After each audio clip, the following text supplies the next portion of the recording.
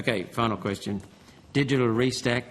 Looking through your annual report, and we find this comment regarding the digital television channel Restack, quote, exploring possible parameters and solutions for channel planning relevant to possible new shared multiplex arrangements. This work will provide evidence to inform any possible future Restack, the end of the quote. The Restack was to be a closing up of digital TV channels. This sounds like you have something else in mind for the sixth channel, the gap between each station. What is the plan for the Restack now? Senator, the Minister for Communications gave a speech a couple of weeks ago at our RADCOMS conference and was talking about in terms of a program of work that needed to be done around the future of television.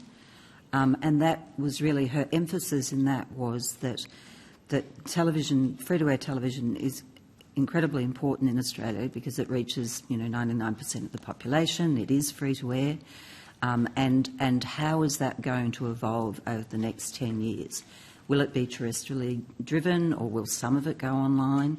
So what the Minister was talking about was a managed and staged process of thinking about the future of broadcasting, including the broadcasters, including ourselves, the department, and also the audiences for those programs, of looking at how that future state of broadcasting can be managed.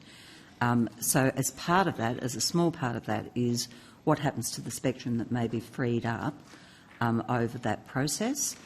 So that's part of our job around what that might be and when that might occur. What the annual report says is that requires channel planning, so a whole lot of spectrum planning work would have to be done to be able to facilitate any movement of the broadcasters and any freeing up of that spectrum over time. So what does that mean? I'm not having a go at you, but what does it mean in terms of English? Everyday people can understand. What's the reality? Because you said managed and staged, which indicates to me it's more than just a premonition of an idea that something might happen. Something is happening. Yeah, so the Minister's announcement was more around there are some things that have happened recently around, say, in Mildura, where the Channel 10 services were turned off because the local providers who provided that service didn't think it was financially feasible to continue that. That has an impact on consumers.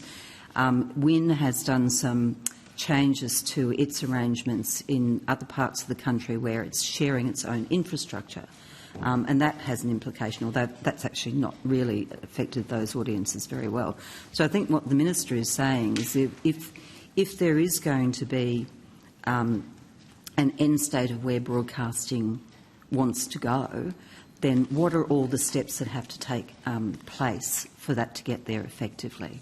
And that's what it's alluded to. There's what's called a Future of Broadcasting Working Group, which the Minister has asked to be reinvigorated to start thinking about these issues for the next 10, 15 years, not the next 2, 3.